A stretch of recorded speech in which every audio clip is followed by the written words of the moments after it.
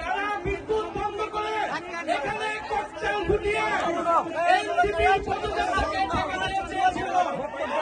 আমরা বলবো স্পষ্টভাবে প্রশাসনের গাফিলতি, প্রশাসনের সহায়তায় আজকের এই পদযাত্রাকে বন্ধ করার জন্য এখানে ককটেল বিস্ফোরণ করা হয়েছে। আমরা এই সরকারকে, এই স্বরাষ্ট্রমন্ত্রীকে হুঁশিয়ার করতে চাই, বলতে চাই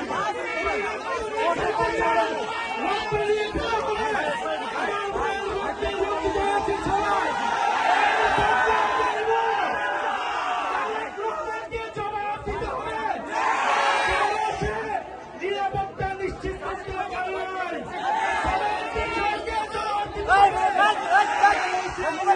নিশ্চিত করতে পারে নাই। আপনারা ককটেল ফুটান, গুলি চালান, বোমাবাজি করুন, এনসিপির জুলাই পদযাত্রা চলমান থাকবে। প্রত্যেকটা উপজেলায় আমরা জুলাই পদযাত্রা নিয়ে যাব, জনভোটের গণনায় বাস্তবায়ন করব, হত্যাকারীদের বিচার নিশ্চিত করব এবং সীমান্তের সুরক্ষা সহ তরুণদের কর্মসংস্থান সকল দাবি আমরা নিশ্চিত করব। আমরা হুঁশিয়ারি দিতে চাই, এই সবার যারা দায়িত্বরত রয়েছে, পুলিশ প্রশাসন, ডিসি, কেন বিদ্যুৎ অফ হয়ে গেল, কিভাবে ককটেল বিস্ফোরণ হলো, সে কি করে, সে কি নিরাপত্তা নিশ্চিত করেছে এলাকাবাসী,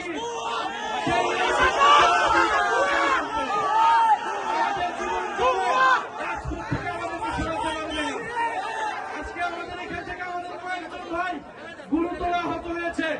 আমরা এর বিচার চাই।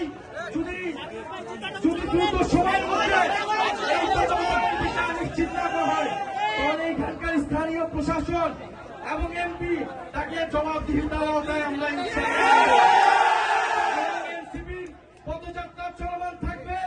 যত ভয়, ভীতি, বোমাবাজি করতে সবকিছুকে উপেক্ষা করে আমাদের পদযাত্রা চলমান থাকবে এবং স্পষ্ট আজকের এই ককটেল বিস্ফোরণ, বোমা বিস্ফোরণ প্রশাসনের সহায়তায় হয়েছে। কেন বিদ্যুৎ বন্ধ করে দেওয়া হয়েছিল, বিদ্যুৎ বন্ধ করে দিয়েছিল, স্পষ্টভাবে আমাদেরকে খুন করার পরিকল্পনায় এখানে বোমা বিস্ফোরণ করা হয়েছে। বিচার চাই, কোন সন্ত্রাসীর ঠিকানা এই সাভারে হবে না। যারা গণহত্যাকারীদেরকে প্রশ্রয় দিবে, যারা সন্ত্রাস চাঁদাবাজি খুনিদেরকে প্রশ্রয় দিবে, যারা দুর্নীতিবাজকে প্রশ্রয় দিবে, তাদের পরিণতি ফ্যাসিস্ট আওয়ামী লীগের মতো হবে।